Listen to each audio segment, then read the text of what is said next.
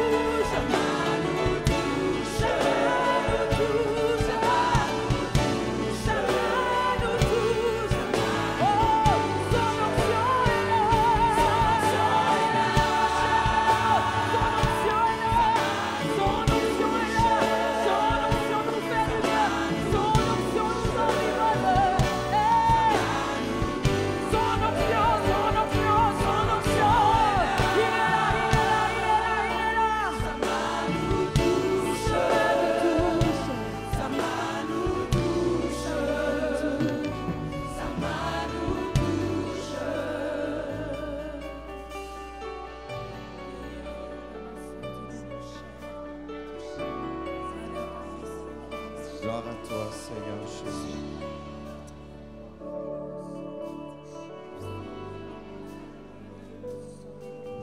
Oh, Rabba Shele Bossa.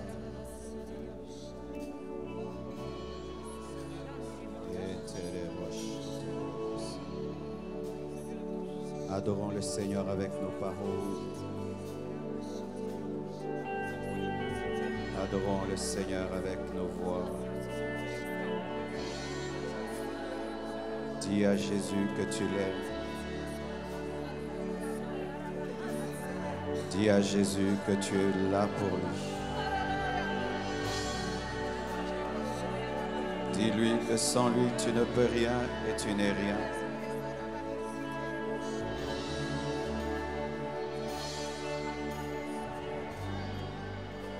Il est tout pour nous. Notre rempart et notre bouclier. Il est notre citadelle.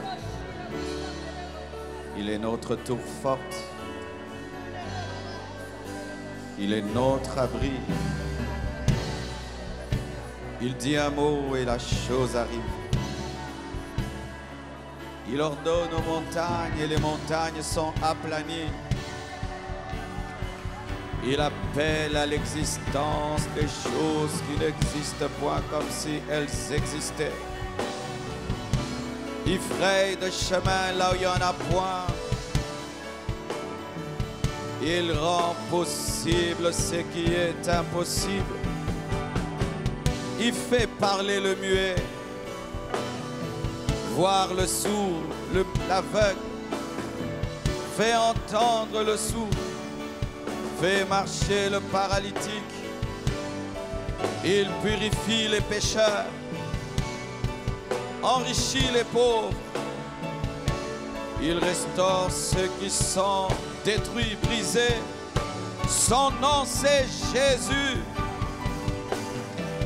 Le nom qui est élevé au-dessus de tout autre nom. En son nom tout genou fléchit, toute langue confesse qu'il est Seigneur à la gloire de Dieu le Père.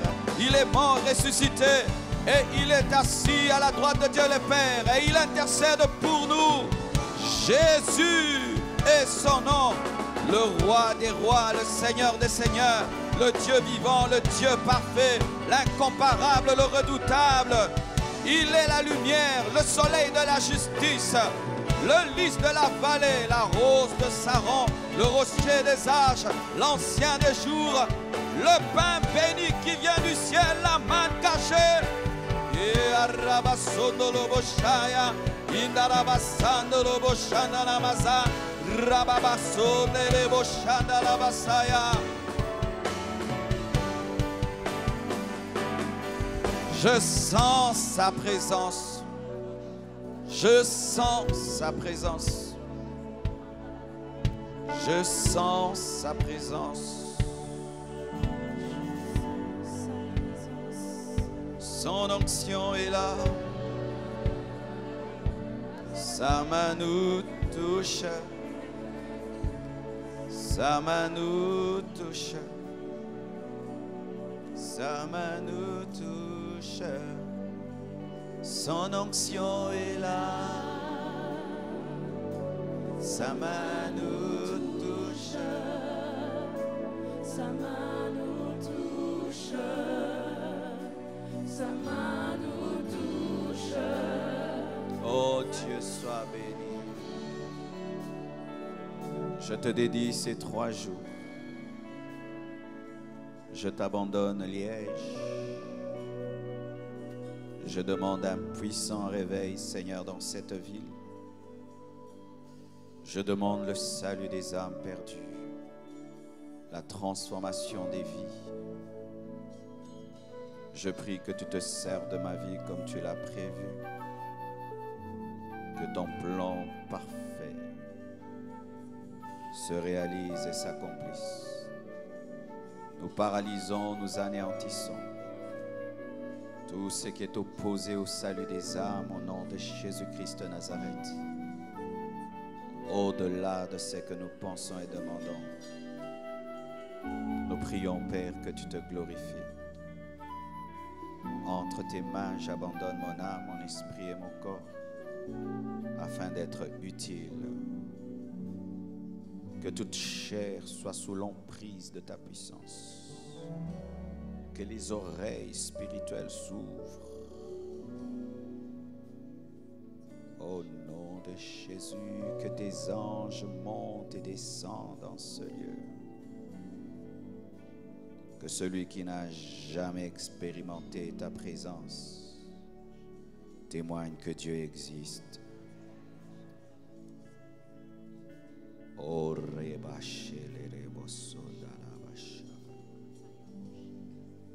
Saint-Esprit, glorifie le nom de Jésus. Glorifie le nom de Jésus.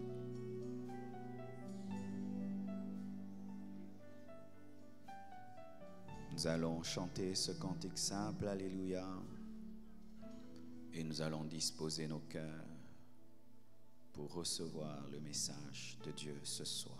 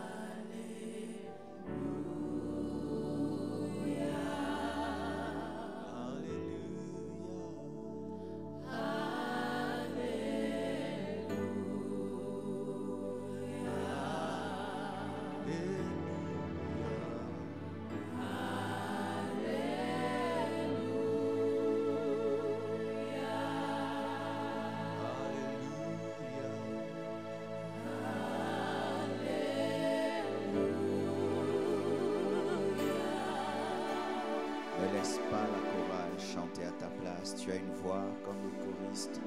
Tu dois aussi adorer ton Dieu et chanter. Tu es présent. Tu es présent.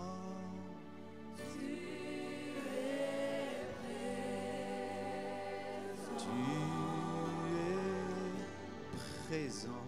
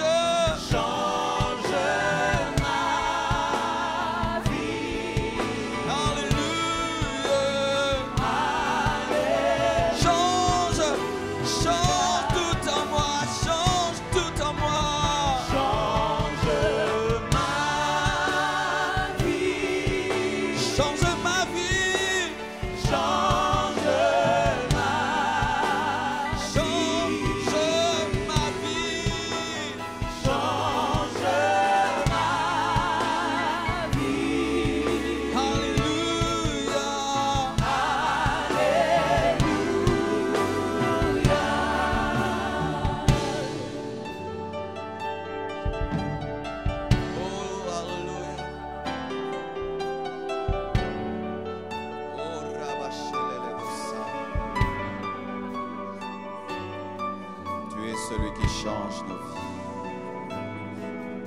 Ta parole et ton esprit sont capables de tout changer. Je demande ton onction, ta sagesse et ta direction. Je demande ton cœur pour annoncer l'évangile dans la vérité et la puissance. Déchire les voiles au niveau des esprits et que l'ignorance soit remplacée par la révélation. Ô Père, fais-le, sauve, transforme, bénis. Au nom de Jésus-Christ. Amen. Nous acclamons le Seigneur très très fort. Acclamons le Seigneur plus fort que ça. J'aimerais entendre Liège acclamer Jésus plus fort, plus fort, plus fort, plus fort. Il est le Seigneur des Seigneurs. Il est le Seigneur de la Belgique, le roi de Liège. Et nous déclarons Liège pour Jésus-Christ.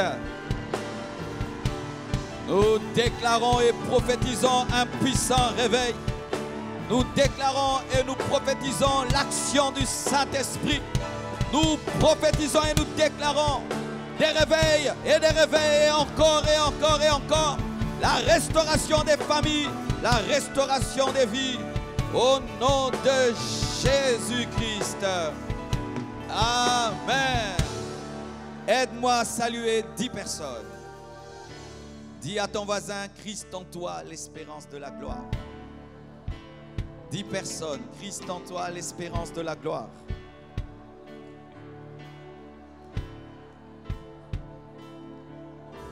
Amen.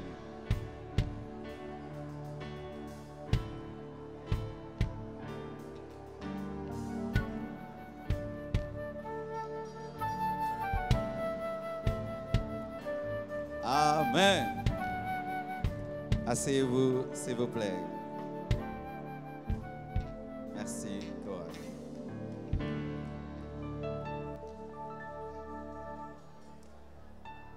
Amen. Il y a une grande vie et une grande joie ce soir. Ça prouve que Dieu est au rendez-vous. Amen. Je remercie le Seigneur de tout cœur qui m'a accordé d'être là. Je viens souvent en Belgique, mais jamais j'arrive à Liège. Et Dieu a permis qu'aujourd'hui cela devienne possible, que toute la gloire lui soit rendue.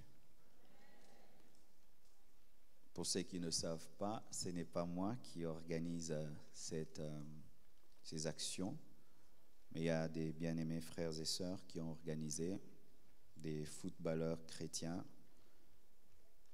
et c'est vraiment rare. Amen. C'est pourquoi j'aimerais vraiment remercier notre frère José Mpoku, j'allais dire Joseph, et Luis Pedro et tous leurs amis footballeurs qui ont permis que cet événement ait lieu. Vous savez, moi, je ne m'y connais pas trop en football et je suis plus dans l'esprit et tout. Alors un jour, j'étais en train de prêcher, comme d'habitude un dimanche, et alors de recevoir les nouveaux venus, il y a le modérateur du culte qui a reçu les nouveaux venus, et puis il a dit on est content parce que les léopards sont dans le culte. Ah, j'ai dit, ah bon, ils étaient là, comme je ne connaissais pas. Et alors après le culte, ils étaient avec aussi le frère Bolassi et Ngankwani. Ils sont venus nous voir et depuis ce jour-là, c'est tissé une profonde relation fraternelle. Amen. Et nous voulons vraiment, en Jésus-Christ, démontrer qu'il est possible de faire le football sans toucher à la magie, à l'occultisme. Sans être un coureur de jupons, sans être un fêtard. Amen. Et Dieu rend cela possible. Je remercie toute l'organisation autour de cela, tous les hommes de Dieu, tous les frères et sœurs qui ont travaillé et tous nos noyaux compassion qui se sont joints à cette organisation. Merci au frère Joseph ainsi que son épouse et tous les autres noyaux. Et je remercie tous les hommes de Dieu qui se sont joints à nous, le pasteur Christian, le pasteur Mathieu et tous les autres qui sont venus nous soutenir. Amen.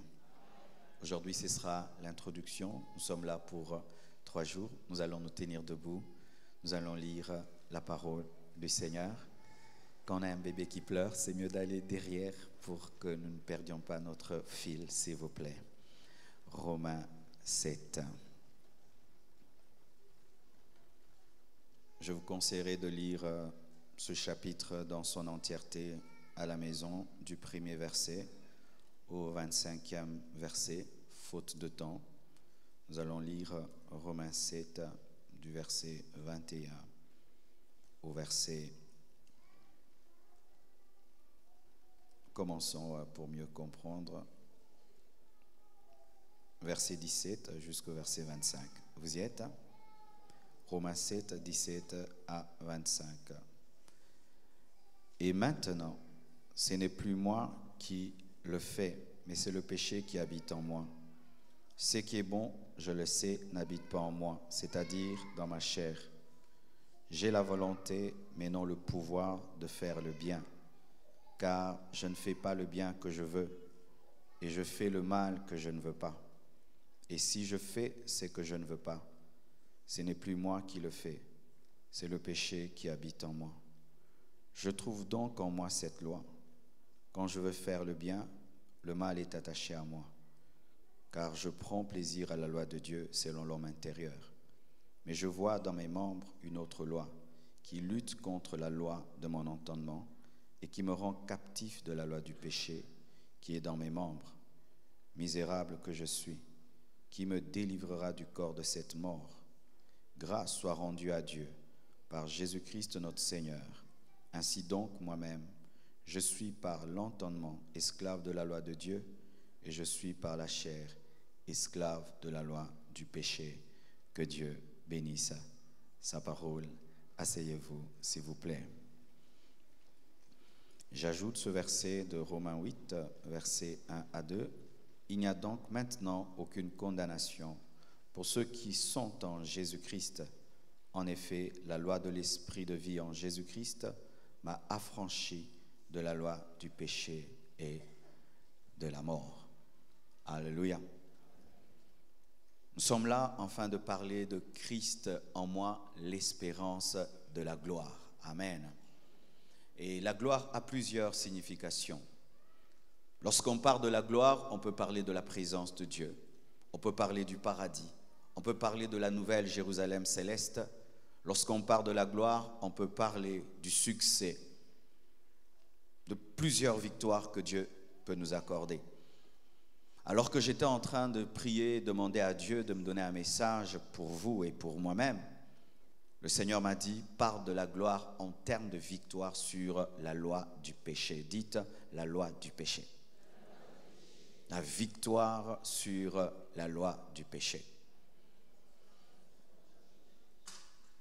Romains 7 est écrit par un grand homme de la Bible. Pour ma part, c'est le plus grand apôtre de Jésus-Christ, Paul.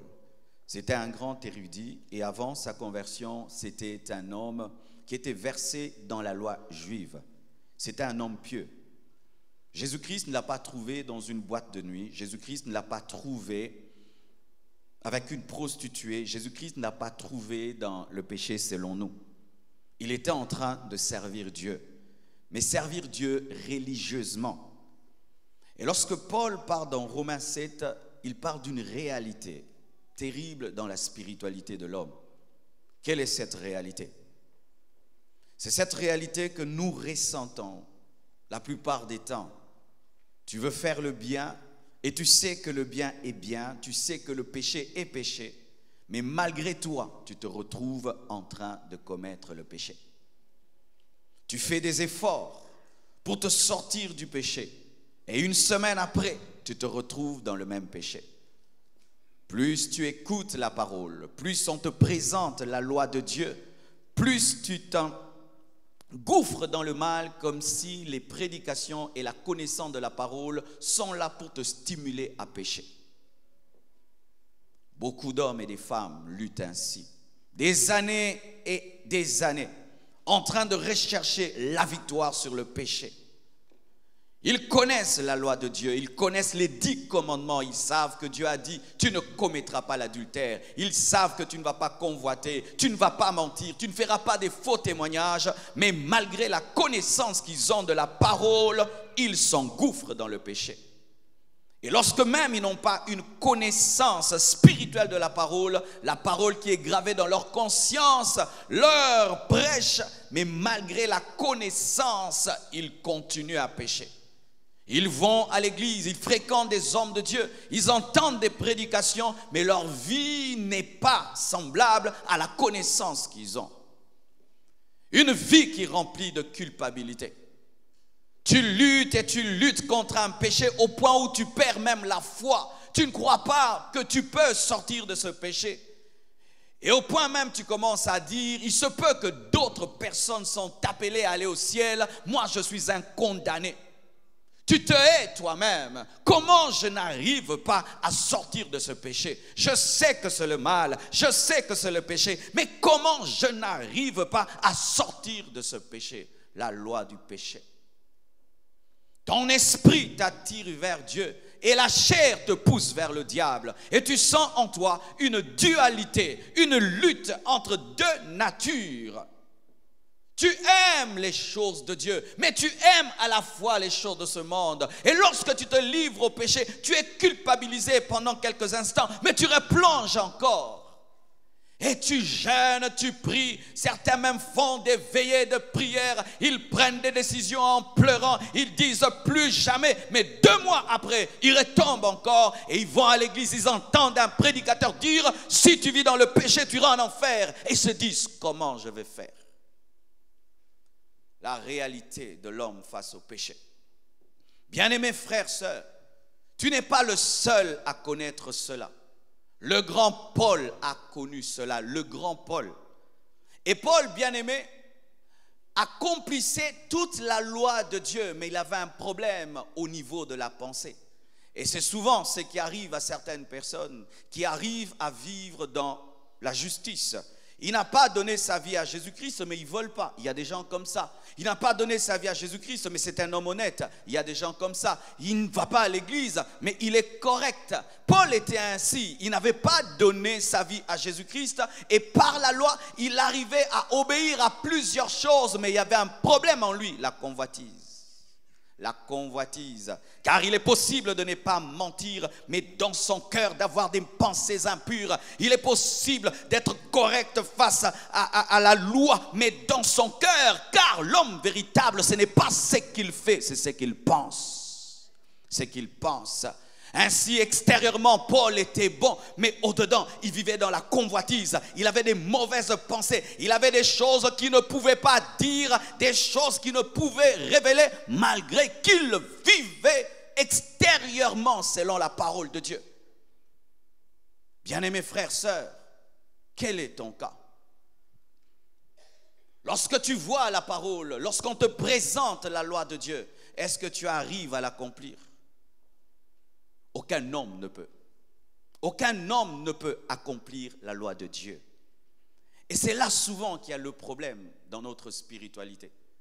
C'est que nous voulons accomplir la parole de Dieu par nos propres efforts, alors que l'homme est incapable de pratiquer la parole de Dieu. Ça paraît bizarre, mais j'aimerais vous dire que l'homme est incapable de satisfaire la parole de Dieu. Moïse était un homme de Dieu bien. Mais voici ce qu'il a fait. Un jour, il s'est fâché. Dieu lui a parlé. Il lui a dit, parle au rocher. Il a frappé. Dieu lui a dit, tu n'entreras pas. Élie était un homme de feu, mais Élie était un homme colérique. Tous les saints que nous connaissons avaient des défauts. Comment arriver, mes frères et sœurs, à obéir à la parole de Dieu? La réponse n'est pas en toi. tous les efforts humains que tu feras, te discipliner, prendre des décisions et des décisions, tu retomberas encore et tu retomberas encore et tu retomberas et tu retomberas jusqu'à ce que tu seras fatigué de tes efforts. Et d'ailleurs, tu es déjà fatigué. L'homme qui cherche à accomplir la parole de Dieu par ses propres efforts, c'est comme un bateau qui jette l'ancre en lui-même. Qui jette l'ancre où en lui-même? C'est un malade qui veut se soigner alors qu'il est mourant.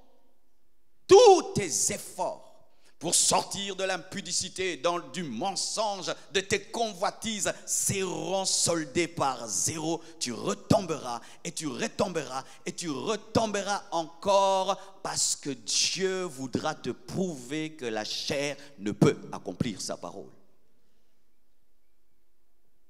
Ça te paraît bizarre?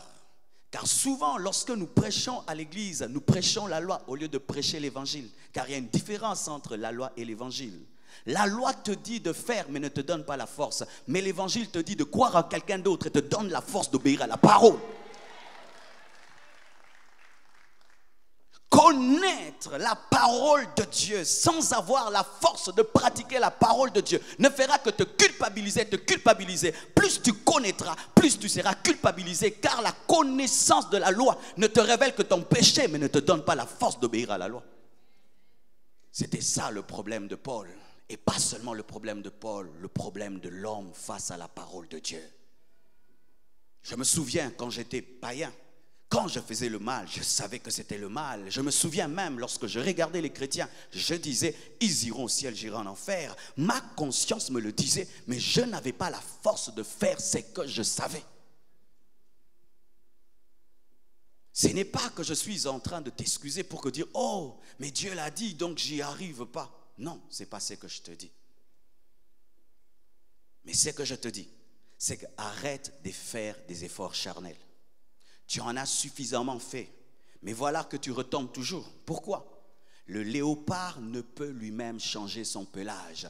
Il est tacheté naturellement et il peut se gratter contre un arbre, il aura toujours un pelage tacheté. Et l'homme est naturellement pécheur. L'homme est né dans le péché. Il n'y a pas d'école pour mentir. Il n'y a pas l'école de l'impudicité, de l'orgueil, de l'égoïsme, de la méchanceté. Nous naissons méchants, nous naissons égoïstes, orgueilleux. Regardez les enfants, comment ils mentent très jeunes. Ils sont orgueilleux très jeunes, ils sont méchants très jeunes. Il n'y a pas une école pour être méchant. C'est en nous. Depuis qu'Adam et Ève ont péché, ils engendrent des hommes courbés vers le mal, qui sont naturellement pécheurs et qui n'ont besoin de rien pour commettre le péché. Et même quand le diable vient nous tenter, il ne vient pas engendrer le péché en nous, il vient pousser le péché qui est en nous à se manifester rapidement.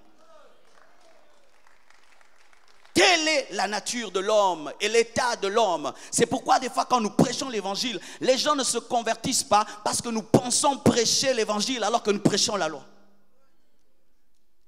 Si je te dis abandonne l'impudicité, c'est bien, mais je n'ai pas fini mon message, car te dire abandonne l'impudicité ne te révèle que ton péché, mais ne t'a pas sauvé. Si tu dis à un malade, tu es malade, tu lui as révélé sa maladie, mais tu ne l'as pas soigné. Jésus n'est pas venu révéler la maladie du monde. Il est venu pour soigner, guérir, libérer, transformer. Et c'est ce qu'il fera ce soir. J'aime ce qu'un écrivain a dit. Il a dit ceci: la loi est un thermomètre, mais la croix est un thermostat. Le thermomètre te révèle ta température, mais ne gère pas la chaleur. Mais le thermostat gère la chaleur. La loi te dit le péché c'est mal, mais l'œuvre de la croix vient maintenant te permettre de dominer le mal. En soi, ce que je suis en train de te prêcher, c'est un miracle. Je ne suis pas venu te prêcher une discipline. Je ne suis pas venu te prêcher tes propres efforts. Je suis venu te présenter une personne qui, elle, a accompli ce que tu n'accomplis pas. Jésus. Oh, alléluia. Oh, Christ en moi, l'espérance de la gloire. Comment Christ en moi est l'espérance de la gloire? Comment? Voici.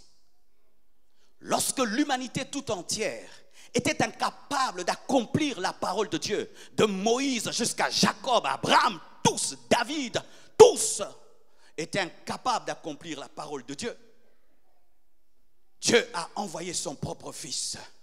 Il n'est pas venu comme un esprit. Il est venu comme Adam. Il est venu comme David. Il est venu comme Abraham. Et là où Abraham a échoué, là où David a échoué, Jésus-Christ est venu et il a accompli toute la parole de Dieu. Et en accomplissant la parole de Dieu, Jésus-Christ a fait un chèque à blanc, disant, quiconque croira en moi recevra ce que j'ai fait sans l'avoir fait. Oh, quiconque croira en moi recevra ce que j'ai fait sans l'avoir fait. Ainsi, nous mourrons sans mourir pour vivre. Oh, je vais t'expliquer. Voici. Jésus-Christ est venu et il est mort pour accomplir la loi, car la loi réclamait la mort de tous ceux qui désobéissent, mais lui, il est mort, non pas par ses propres péchés, mais en portant les péchés des autres pour accomplir la parole pour toi. Ainsi, si tu es mort, la loi ne te concerne plus parce que la loi ne s'applique pas sur les morts.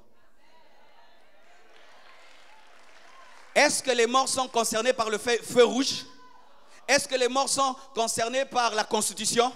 Une fois que tu meurs, tu n'es plus concerné par la loi. Et ainsi, bien-aimé, tu n'es plus concerné par la loi. Car dans le corps de Jésus-Christ, tu es mort. Afin que tu vives non plus pour accomplir la loi, mais pour vivre dans l'amour et dans l'esprit. Ainsi, je ne cherche plus à accomplir la loi, mais je cherche seulement à vivre avec Christ. Mais si je vis avec Christ, j'accomplirai directement la loi. Car celui qui accomplit la loi est en moi. Je vais t'expliquer encore. Je suis un professeur d'université et j'aime beaucoup ma classe. Mais je sais qu'ils ne peuvent pas réussir et je me transforme en étudiant. Afin qu'ils puissent réussir à mon examen. C'est moi qui donne l'examen et je suis celui qui triche pour eux sans tricher pour eux.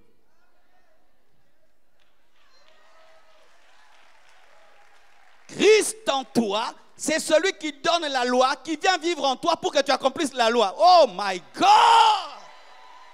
Ainsi, ce n'est plus moi qui vis, mais c'est Christ qui vit en moi. Et si Christ vit en moi, j'accomplirai la parole. Pourquoi? Il a accompli la parole. Ah. L'homme est un homme qui se noie et il cherche à faire des efforts, comme les gens au temps de Noé. Lorsque le déluge est venu, je crois que les grands nageurs ont dit, nous vaincrons. Je vais nager comme je nage toujours. Mais personne ne sort du déluge, même si tu es un grand nageur. Seuls les poissons s'en sauvent. Et Jésus-Christ est venu comme une bouée qui t'est lancée. Tu n'as qu'à t'accrocher. Dis t'accrocher. Pas nager, t'accrocher. Dis pas nager, t'accrocher. Tellement que l'homme est habitué à mériter, lorsqu'on lui présente la grâce, il est incapable de la recevoir parce qu'elle ne vient pas selon sa mentalité. C'est pourquoi la grâce est trop facile, c'est pourquoi nous ne la recevons pas. Si tu viens chez moi et je mets un diamant à ma porte, tu ne voleras jamais ce diamant. Tu diras c'est trop facile. Ça doit être une pierre du toc. Pareil aussi. Ces efforts que tu fais toute ta vie pour vaincre le péché, j'aimerais te dire, voici la solution. Tu crois en celui qui a vaincu. Trop facile. Trop facile. Tu aurais aimé que je te dise, fais un jeûne. Tu aurais aimé que je te dise, fais une veillée. Donne une offrande. Là, tu allais dire, ah, ça c'est possible. Je te dis rien. Tu n'as qu'à croire en celui qui a accompli la parole, que lorsqu'il mourait, tu mourrais avec lui. Et automatiquement, ce qu'il a fait devient à toi et quelque chose se produit. Le Saint-Esprit de Dieu entre dans ton esprit et te donne la force. C'est que la loi ne donnait pas. La loi te dit ne fais pas sans t'aider. Mais la grâce vient et t'aide à faire ce qu'elle te dit. Pourquoi? Dieu te permet d'avoir son esprit en toi. Christ en toi, c'est le Saint-Esprit en toi. Ainsi, mes frères et sœurs, par rapport à l'impudicité, je ne fais pas des efforts. Je me retrouve en train de vaincre l'impudicité et je ne suis plus attiré. C'est mort en moi. Ça ne réagit pas. Ce n'est pas que je dis, oh Dieu, oh Dieu, oh Dieu, oh Dieu, oh Dieu. Non, je ne sens rien. Mais avant tu es, oh Dieu, oh Dieu, oh Dieu, aide-moi à résister devant cette belle femme, cette belle femme. Maintenant quand tu regardes, oh quelle belle créature du Seigneur, gloire à Dieu.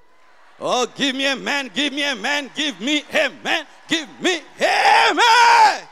Je te dis que ça arrive, c'est vrai et c'est vrai et c'est vrai. Bien-aimé, j'ai 11 ans de mariage, je n'ai jamais donné un bisou bizarre à une femme, je n'ai jamais fait un clin d'œil bizarre à une femme et je n'ai jamais envoyé un cœur sur WhatsApp à une femme, seulement à ma femme. Comment j'arrive à le faire? C'est parce que ce n'est plus moi qui vis, mais c'est Christ qui vit en moi. Et je vous dis que ce miracle est possible.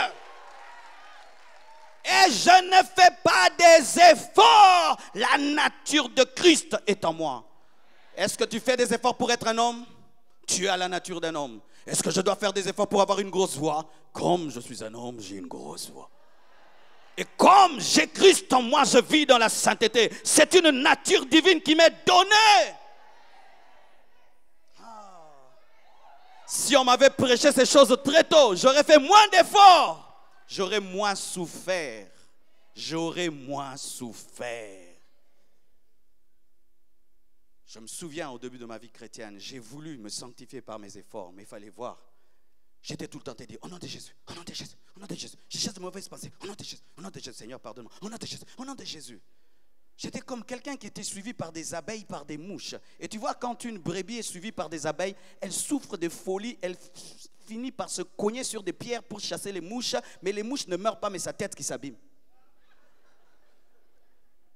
Ainsi, tu n'as pas une vie chrétienne heureuse parce que tout le temps, oh non, oh non, oh non, tu n'as pas le temps d'adorer, tu n'as pas le temps de prier, tu n'as pas le temps d'évangéliser, tu n'as pas le temps d'apprécier la vie tellement que tu cherches à te sanctifier par tes propres efforts. Alléluia. Alléluia. C'est pourquoi Paul dit, grâce soit rendue à Dieu, gloire soit rendue à Dieu pour Jésus.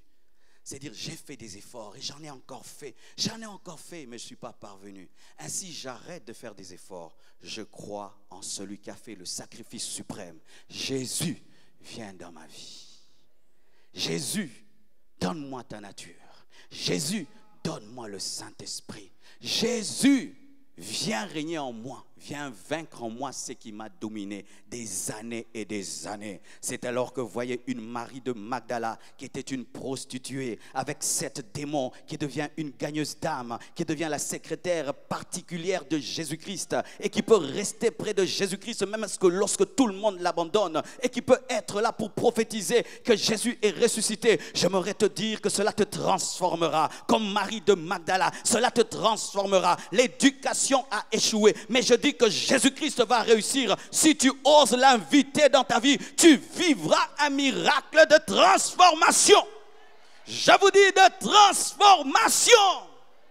Mes parents ont tout fait pour me changer. Marcelo ne fait pas ça, Marcelo ne fait pas ça, Marcelo ne fait pas ça. Taper, mettre dans le coin, t'enfermer, t'es tabassé. Mais tu peux taper mon corps, mais tu ne touches pas mon âme et mon esprit. Le secret de la sanctification, c'est recevoir le Saint en toi. Et le Saint te sanctifie. Le fait seulement que cette salle nous reçoive, voilà maintenant qu'on parle de Jésus ici. Le fait seulement que cette salle nous reçoive, on chante Jésus. On peut chanter ici de la musique mondaine, on peut faire beaucoup de choses. Mais le fait seulement qu'on entre ici, même l'atmosphère change. À combien plus forte raison, le roi de rois, le Seigneur des seigneurs qui vient habiter en toi. Ne dis pas que mon péché est profond. Ne dis pas que mon péché est profond. Ne dis pas je suis tellement mauvais. Je ne peux changer. Je ne peux sortir de la drogue. Je ne peux sortir de la pornographie, de la masturbation. Je ne peux sortir de l'impudicité. Je ne peux sortir de la vengeance, de la rancune. Tu peux sortir car à la croix, Jésus-Christ a vaincu la pornographie. Il a vaincu l'homosexualité, le lesbianisme. Il a vaincu l'impudicité, l'adultère, le mensonge. Jésus a vaincu toutes ces choses. Et si tu crois en lui, tu vivras la victoire de la croix.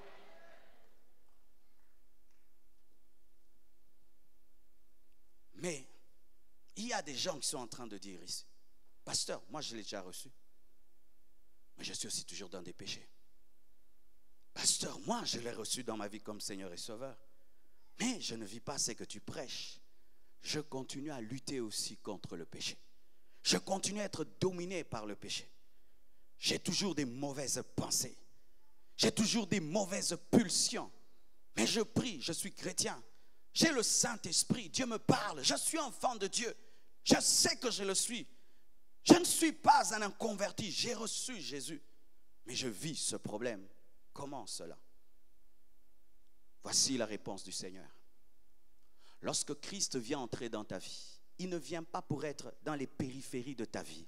Il vient pour être au centre. Beaucoup, vous l'avez reçu. C'est vrai, mais vous avez laissé Christ dans les recoins de vos vies, mais pas au centre. Et qu'est-ce qui arrive avec un rayon? Le rayon d'un vélo.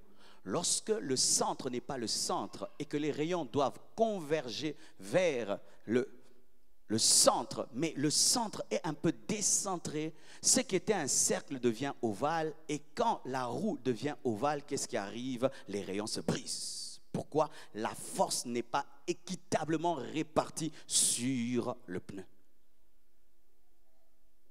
Tu as reçu Jésus, mais tu l'as reçu seulement pour ta guérison.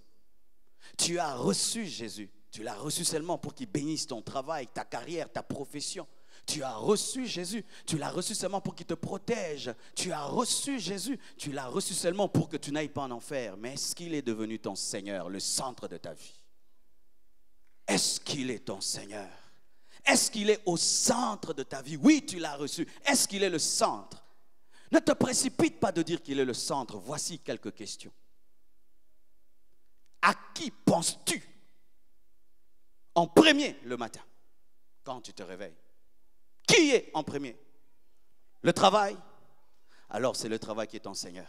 L'argent? C'est l'argent qui est ton Seigneur. Lorsque tu as mis Jésus-Christ au centre de ta vie, quand tu te réveilles, tu penses à lui en premier. Tout ce que tu fais, ton travail, ta profession, ta carrière, tout converge vers Jésus. Tous les rayons vont vers Jésus. Qui est la personne la plus importante de ta vie? C'est toi-même. C'est toi-même. Tu es enflé d'orgueil. Tu es rempli d'égoïsme. Tout c'est toi, c'est toi, c'est toi, c'est toi. Il n'est pas au centre. Et comme il n'est pas au centre, tu ne sais pas bénéficier de sa vie. Non pas parce qu'il n'a pas la puissance, mais parce que tu l'as mal placé. Il doit être au centre de ta vie. Tu dois l'aimer plus que tout. Tu dois l'aimer plus que toi-même. Tu dois l'aimer plus que tes projets. Tu dois l'aimer plus que ta carrière. Tu dois l'aimer plus que ta femme. Tu dois l'aimer plus que ton mari. Tu dois l'aimer plus que tes enfants. Tu dois l'aimer plus que tout. Tu dois l'aimer plus que tout. Plus que tout, il doit être au centre. La maladie de l'église actuelle, c'est qu'elle a un Jésus décentré. Les gens se souviennent de Jésus-Christ quand ils vont à l'église. Ils se souviennent de Jésus-Christ le jour de la Noël. Ils se souviennent de Jésus-Christ le jour de la fête de Nouvel An. Mais Jésus n'est pas le centre. Lorsqu'ils font des affaires, ils sont comme des païens. Lorsqu'ils sont en amour, ils sont impudiques comme les païens. Jésus n'est pas le centre. Et comme il n'est pas au centre, il y a ceci, bien-aimé. Si Jésus n'est pas le Seigneur de tout, il n'est pas Seigneur du tout.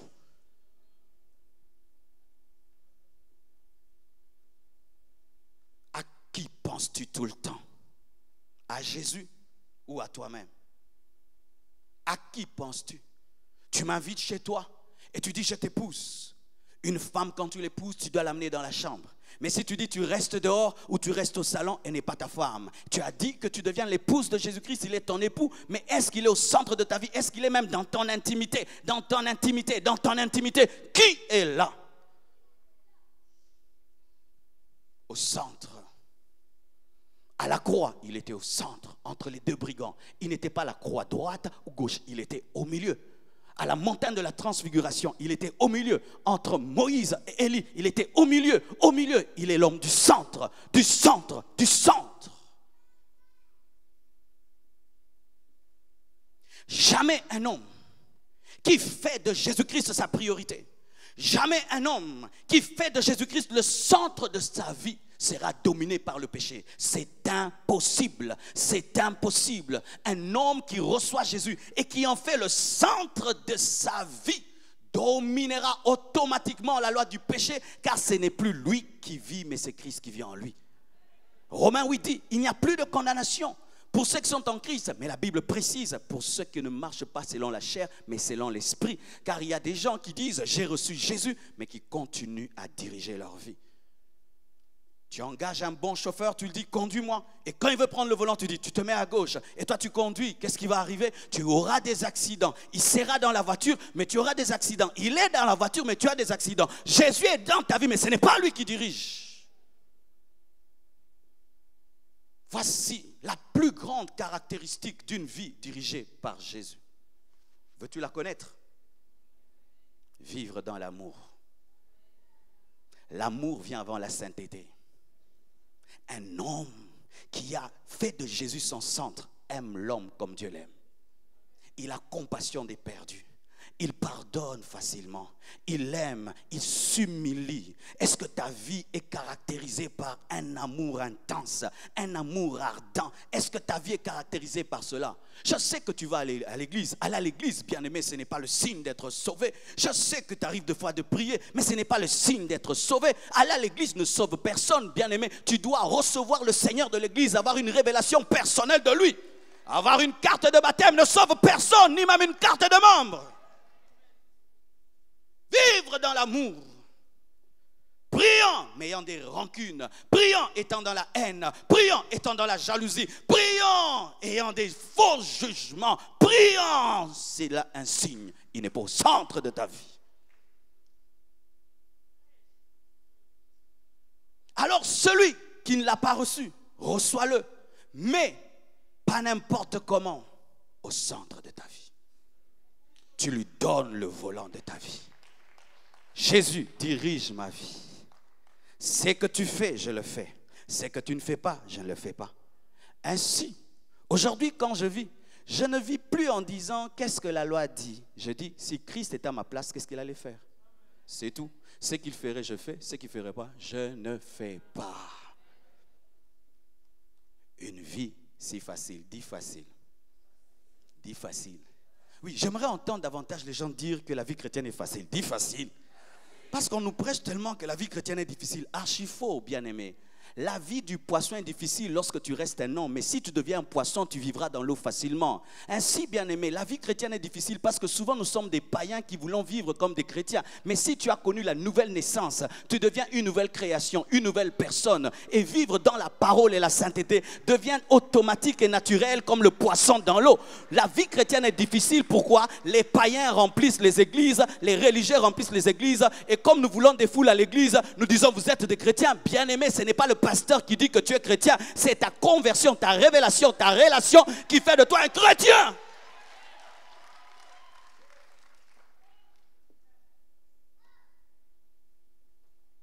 Alléluia.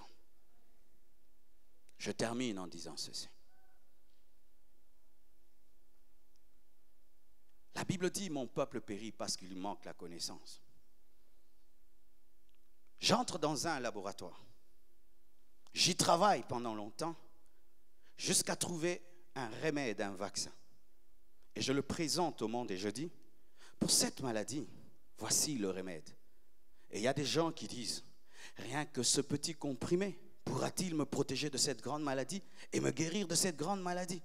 Ils me font une opération, il faut une chirurgie. Je dis non, rien que ce comprimé suffit. Toutes les personnes qui refuseront de prendre le comprimé mourront. Elles ne mourront pas parce que je n'ai pas l'amour. Elles ne mourront parce qu'elles ont refusé de croire, elles ont refusé d'avaler. Pourquoi l'homme va en enfer? L'homme va en enfer parce qu'il a refusé cette solution si facile que Dieu lui a donnée par la mort de Christ. Ainsi, il veut se battre lui-même par ses propres efforts pour aller au ciel, alors qu'aucun homme n'ira au ciel par ses efforts. Nous allons au ciel qu'en recevant la nature de Dieu. Frères, sœurs, aujourd'hui, je suis venu te donner le plus grand cadeau au monde. Il y a un roi qui va entrer en toi. Il y a le créateur du ciel et de la terre qui va habiter en toi. La sainteté même veut entrer en toi. Un miracle veut t'arriver aujourd'hui. Je te dis, un miracle veut t'arriver aujourd'hui. Et si aujourd'hui tu crois, si aujourd'hui tu ouvres ton cœur, je t'assure que ce que j'ai prêché deviendra ta vie. Tu diras, mais c'est pas vrai, j'ai changé. Et je t'assure, je te fixe un rendez-vous au ciel. Si tu vas au ciel, à l'avenue de la Sainteté, au numéro 40, à côté de la maison de Jacob, tu me trouveras en train de jouer au golf et nous nous retrouverons là parce que je crois que je serai enlevé et je crois que j'ai une place au paradis. Oh, l'Esprit de Dieu me dit de dire quelque chose à certains chrétiens ici. Il y a des chrétiens ici, vous n'avez pas l'assurance par rapport à l'enlèvement. Vous êtes chrétien, mais vous avez peur de l'enlèvement. Et d'autres d'ailleurs, vous avez vraiment une bonne spiritualité. Vous marchez dans la parole de Dieu, vous êtes transformés, mais vous avez des doutes sur votre enlèvement. Bien-aimés frères et sœurs, Jésus-Christ ne va pas t'enlever parce que tu es spécial d'abord. Il va t'enlever parce que tu es son épouse. Alléluia. Et tu dois le laisser lui-même laver ta robe, car Jésus-Christ est le mari différent qui lave lui-même la robe de sa femme. Nous les hommes, nous les envoyons acheter et laver, mais Christ est celui qui lave la robe de sa femme. Tu dois dire à Jésus-Christ, vois cette tare qui demeure dans ma vie, je te la présente, traite-la. Je t'assure, comme il est pressé de t'épouser, il va la traiter rapidement.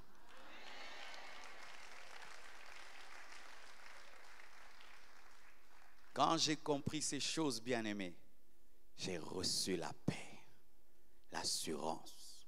Si on me tue maintenant, je sais où je vais. Si je meurs maintenant, je sais où je vais. Si le son de la trompette sonne maintenant, je sais que j'irai au paradis. Le brigand qui était à côté de l'homme du centre, il n'avait même pas prêché l'évangile, ni reçu le baptême. Il a seulement cru en Jésus-Christ, il a demandé d'aller au paradis. Et Jésus lui a dit, nous nous retrouverons. À combien plus forte raison, toi, tu as reçu ton baptême, tu as prêché l'évangile et tu as persévéré malgré les tentations et les épreuves. Sois dans l'assurance et de la paix. Tu as une place au ciel. Et je vous assure, un chrétien qui a l'assurance d'aller au ciel vit bien sur terre. Il vit bien sur terre. Ainsi, je fais un appel aux personnes qui luttent avec le péché, mais qui n'ont pas reçu Christ, mais aussi un appel à ceux qui ont donné leur vie à Christ, mais qui ne l'ont pas placé au centre de leur vie. Voici le simple message que Dieu m'a donné en ce premier jour. Prions le Seigneur. Tenons-nous debout.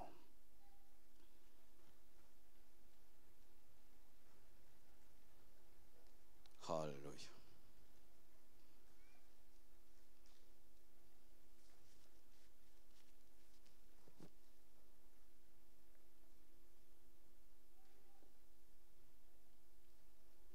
I surrender all to you. Everything I give you.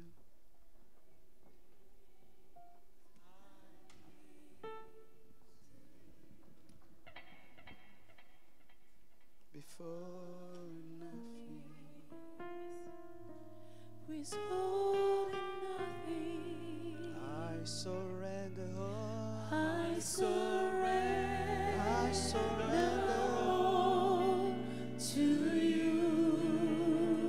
Everything I give to you. Everything I give to you. Withholding nothing. Withholding nothing. Withholding nothing. Withholding nothing. Na pecinho sou. Na pecinho sou. Na yo. Na Na sou. Na yo. Na bom yellow côté. Na bom yellow côté. Na bom yellow côté. Alléluia. Na bom yellow côté. Na bom yellow côté. Où irai-je? Que ferai-je sans toi? Où irais-je? Que ferais-je sans toi? Que serait mon histoire si on m'enlevait Jésus? Que serait mon histoire si on m'enlevait Jésus? Si c'était à refaire, Si c'était à refaire, moi je choisirais Jésus. Jésus. Si c'était à refaire, Si c'était à refaire, moi je choisirais Jésus. Jésus. Si c'était à refaire, Si c'était à refaire, moi je choisirais Jésus. Que serait mon histoire Serait mon histoire si on m'enlevait Jésus? Jésus. Que serait mon histoire Serait mon histoire si on m'enlevait Jésus. si c'était à refaire? Si c'était à refaire, moi je choisirais Jésus. Oh, gloire à Dieu. J'invite tout homme et toute femme qui a compris ce grand cadeau de la grâce de Dieu, ce grand cadeau, Christ en toi, la victoire sur le péché. Partout où vous êtes, je vous prie de descendre dans ces allées et de venir ici et nous allons prier pour vous. Tu vas inviter Jésus dans ta vie. Et tu l'avais invité, mais tu ne l'avais pas placé au centre de ta vie. Je vous prie de vous avancer ici devant et nous allons prier. Alléluia. Jésus. Que serait mon Histoire, si on m'enlevait venez Jésus. si c'était à refaire? C'était à refaire, Moi je choisirais Jésus. si c'était à refaire, Si c'était à refaire, moi je choisirais Jésus. Jésus. Que serait mon histoire Que serait mon histoire si on m'enlevait Jésus.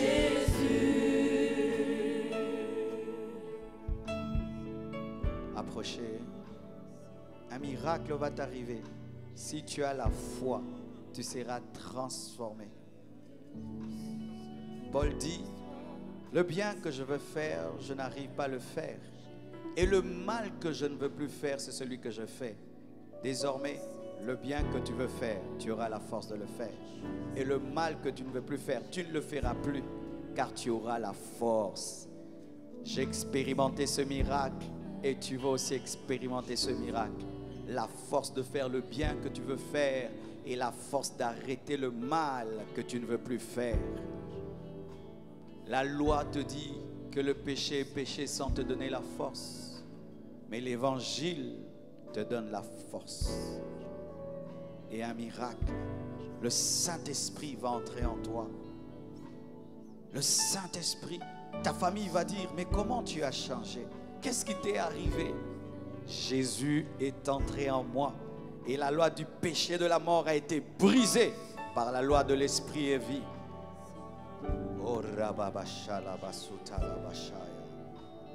ça, c'est le plus grand miracle qui dépasse un aveugle qui voit, un paralytique qui marche, un mort qui ressuscite. Oh, viens mon frère, et s'il n'y a plus de place, vous restez dans les allées, mais descendez, faites un pas de la foi. Si c'était à refaire, moi je choisirais Jésus. Oh, Rabasuta Labasha. C'était à refaire, moi je choisirais Jésus. Ne dis pas mon péché est trop grand. Si c'était à refaire, Mon péché est trop grand. moi je choisirais J'ai essayé plusieurs fois.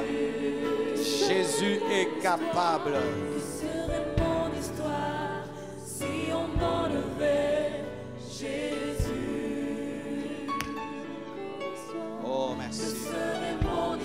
J'invite même les chrétiens qui n'ont pas placé Christ au centre de leur vie. Au centre de ta vie, c'est toi-même. Ce sont tes projets, c'est l'argent, la recherche du matériel. Mais Jésus n'est pas au centre de ta vie. Viens aussi. Tu vas à l'église, mais Christ n'est pas le centre de ta vie. C'est le monde, c'est toi-même, c'est ton ego. Viens également. Si c'était à refaire, Alléluia. Si c'était à refaire, Alléluia.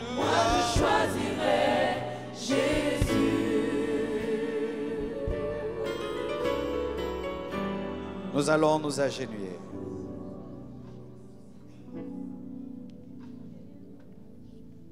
Alléluia. S'il y a devant quelqu'un où il faut plier facilement ses genoux, c'est devant Dieu. Devant Dieu, il y a des gens qui plient leurs genoux devant des femmes, devant des hommes, mais qui ont du mal à plier leurs genoux devant Dieu. Quelle abomination!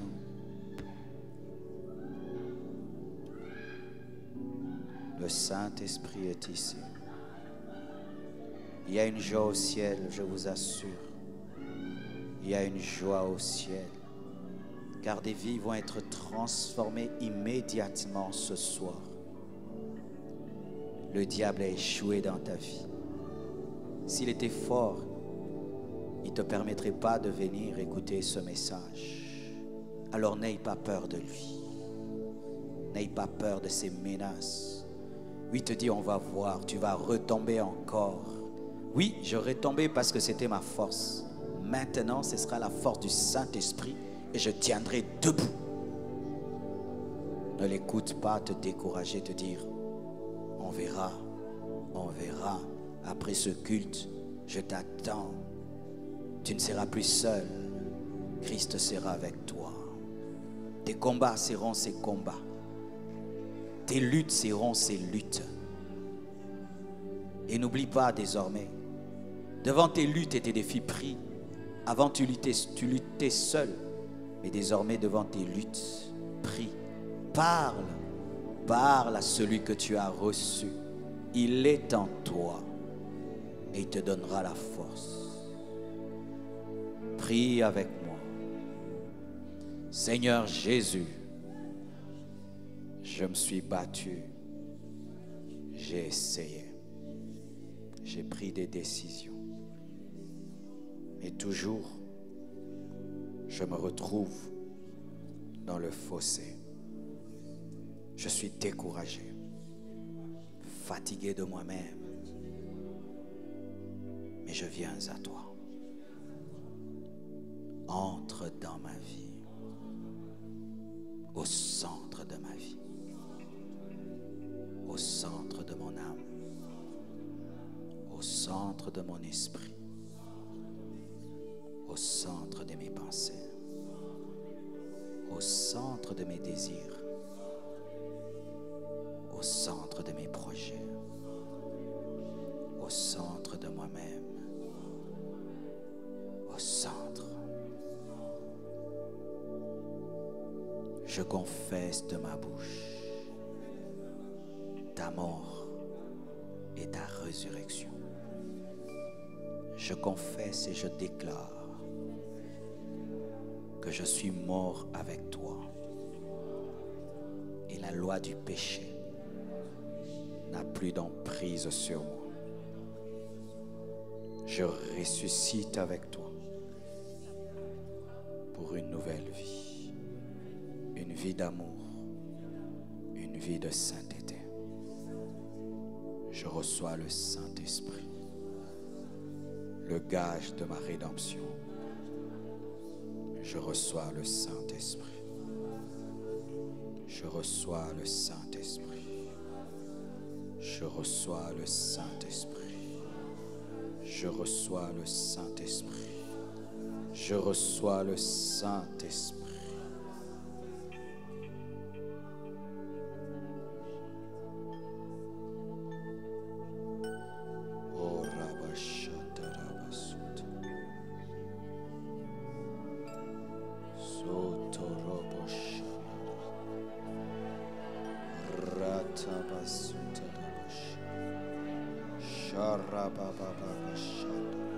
Il est à l'œuvre au milieu de nous. Il est à l'œuvre dans ta vie. Il est à l'œuvre dans ta vie. Il est à l'œuvre dans ta vie. Le Saint-Esprit. Le Saint-Esprit. Tu n'as pas prié un Dieu mort. Tu as prié un Dieu vivant qui te répond maintenant. Il te répond maintenant. Il transforme tout dans ta vie. Sois rempli de l'Esprit. Sois rempli de l'Esprit. Sois rempli. Sois rempli. Sois rempli. Sois rempli. Sois rempli. Sois rempli. C'est ça. Sois rempli. C'est ça. Sois rempli. C'est ça. Sois rempli. Sois rempli. Sois rempli. Soyez remplis du Saint-Esprit. Soyez remplis du Saint-Esprit. Recevez la force. Recevez la force. Recevez la force par le Saint-Esprit. Par le Saint-Esprit. Par le Saint-Esprit. Il est écrit, ce n'est ni par force ni par puissance, mais c'est par mon esprit, dit le Seigneur. Recevez cela. Oh, merci Père. Il est écrit, si quelqu'un est en Christ, c'est une nouvelle créature. Les choses anciennes sont passées. Toutes choses sont devenues nouvelles. Dieu t'a pardonné ton passé. Tu recommences à zéro. Une nouvelle vie. Une nouvelle créature, une nouvelle création. La sainteté et l'amour deviennent ton style de vie, deviennent ta nature par le Saint-Esprit. Tu es sauvé, tu es changé, tu es délivré, tu es restauré. Au nom de Jésus-Christ de Nazareth, nous acclamons le Seigneur. Acclamons le Seigneur, tenez-vous debout.